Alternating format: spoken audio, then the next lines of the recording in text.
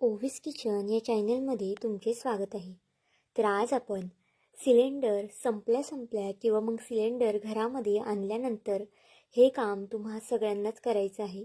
कारण की यामुळे तुम्हाला खूप जास्त फायदासुद्धा होणार आहे आणि तुमचे खूप सारे पैसेसुद्धा नक्कीच वाचणार आहे. टिप्स खूप जास्त सोपी आहे, उपयोगी आहे. त्यामुळे नक्कीच एकदा फॉलो करून बघा. तर चला थोडाही वेळ न घालवता लगेच व्हिडिओला सुरुवात करूया. त्याआधी जर चॅनलवरती नवीन असाल तर चॅनलला नक्कीच एक लाईक आणि एक सबस्क्राईब करून घ्या. आता इथे आपली पहिली टिप्स पाहूया. या व्हिडिओमध्ये तुम्हाला खूप साऱ्या उपयोगी मी टिप्स सांगणार आहे. तशीच आपली महत्त्वाची म्हणजे बटाट्याची टिप्ससुद्धा पुढे सांगणार आहे. त्यामुळे व्हिडिओ शेवटपर्यंत नक्की पहा. तर बघा इथे मी बॉक्स घेतलेला आहे मसाल्याचा. आपण खूपदा मसाल्याचे बॉक्स अशा पद्धतीने मसाला वापरतो आणि बॉक्स आपण असेच फ्रीजमध्ये किंवा मग डब्यामध्ये ठेवून देतो.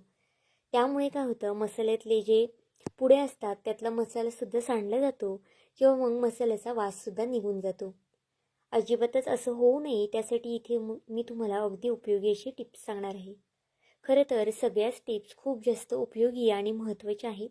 त्यामुळे व्हिडिओ नक्कीच शेवटपर्यंत पहा.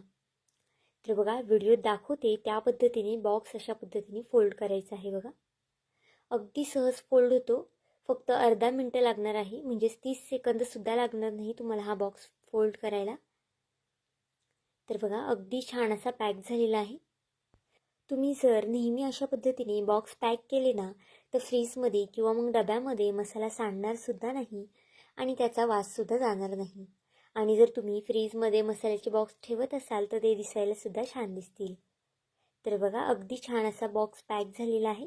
त्यामुळे ही सुद्धा टिप्स नक्कीच फॉलो करून बघा.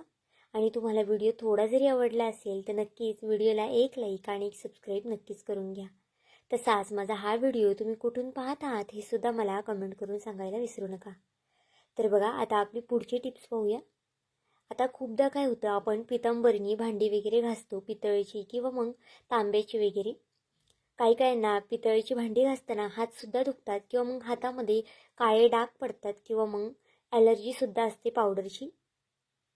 आता अजिबातच हात वगैरे न लावता आपण हे जे पितळेचं भांडं आहे ना ते अगदी चकचकीत घासणार आहे बघा.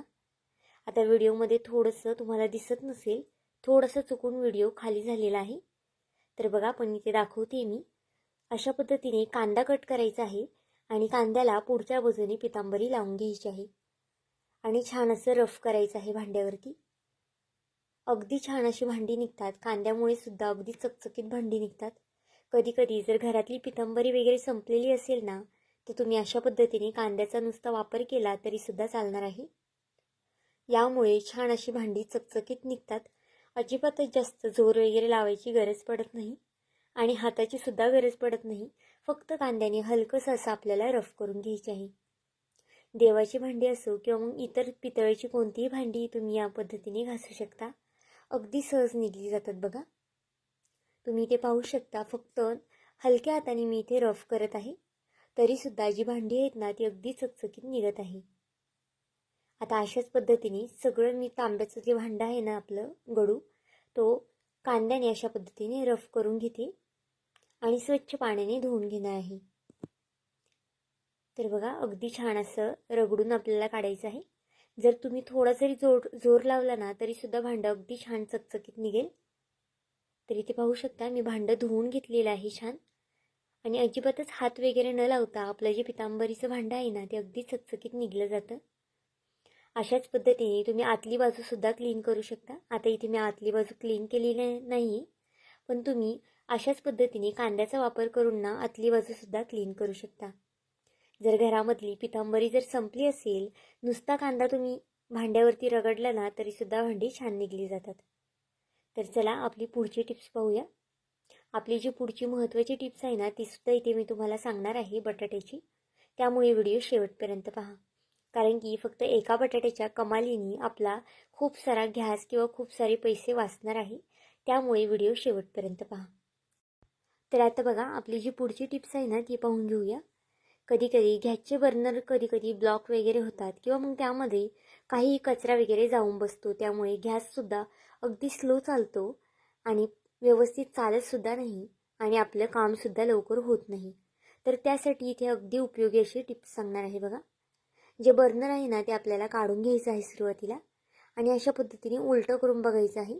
जर जे बिळ आहेत त्याचे जे ब्लॉक झालेले आहेत ते आपल्याला अशा पद्धतीने पिनाने मग किंवा कोणतेही तुम्ही सुई वगैरे सुद्धा वापरू शकता.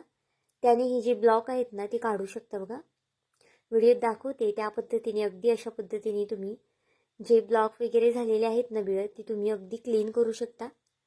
यामुळे तुमचा गॅस वगैरे सुद्धा फास्ट चालतो आणि कामंसुद्धा पटापट होतात. कारण की स्लो गॅस असला ना की लवकर कामंसुद्धा होत नाही आणि खूप वेळसुद्धा लागतो.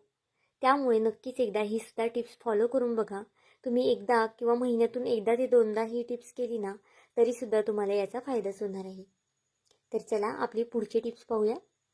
या व्हिडिओमध्ये तुम्हाला खूप जास्त उपयोगी मी टिप्स सांगणार आहे, त्यामुळे व्हिडिओ नक्कीच शेवटपर्यंत पहा. आणि व्हिडिओ थोडा जरी आवडला असेल ना तर नक्कीच व्हिडिओला एक लाईक आणि एक सबस्क्राईब करून घ्या. आणि माझा हा व्हिडिओ तुम्ही कुठून पाहत आहात हे सुद्धा मला कमेंट करून सांगायला विसरू नका. तर बघा आता पुढच्या टिप्ससाठी आपल्याला इथे कापसाचा एक गोळा घ्यायचा आहे. त्यावरती घरामध्ये कोणताही तुमच्याकडे सेंट असेल ना तो वापरायचा आहे. जर एक्सपायर झालेला सेंट असेल तो वापरला तरीसुद्धा चालणार आहे. आता कापसाच्या बोळ्यावरती मी थोडंसं सेंट मारून घेतलेलं आहे. अगदी उपयोगी टिप्स आहे. सगळ्याच महिलांना ही कामी येणारी आहे आणि यामुळे तुमची खूप सारी कामे सोपीसुद्धा होणार आहे. बघा घरामध्ये आपल्या स्विच बोर्ड वगैरे तर नक्कीच असतात. आता त्याला आपण पाण्याने वगैरे घासू शकत नाही किंवा मग नुसतं ओल्या फडक्याने पुसला ना तरी तो इतका चांगला निघत नाही. तर बघा या अगोदरच मी 1 ते 2 दिवसापूर्वीच हा बोर्ड छान असा अशाच पद्धतीने क्लीन करून घेतला आहे. त्यामुळे याला जास्तसुद्धा घाण वगैरे लागलेली नाही. पण जर तुमचा बोर्ड चिवट वगैरे झाला असेल किंवा मग काळा वगैरे पडला असेल ना तर अगदी अशा पद्धतीने तुम्ही कापसावरती थोडंसं सेंट मारून हा जो बोर्ड आहे ना तो अगदी क्लीन करू शकता. अगदी छान चकचकीत निघतो. अजिबातच पाण्याचा थेंब वगैरे न वापरता अगदी छान असा बोर्ड आपला निघला जातो. अगदी हलक्या हाताने तुम्हाला हे रफ करायचे आहेत. जे चिकट काळे वगैरे डाग असतील ते अगदी सहज निघले जातात. तर बघा छान असा आपला जो बोर्ड आहे तो चकचकीत निघून झालेला आहे. तर चला थोडाही वेळ न घालवता लगेच आपल्या पुढच्या आणि महत्त्वाच्या टिप्सकडे वळूयात. आपण खूपदा घरामध्ये सिलेंडरची टाकी वगैरे नवीन आणतो, पण ती लिकेज वगैरे असते किंवा मग भीती असते लिकेज असायची.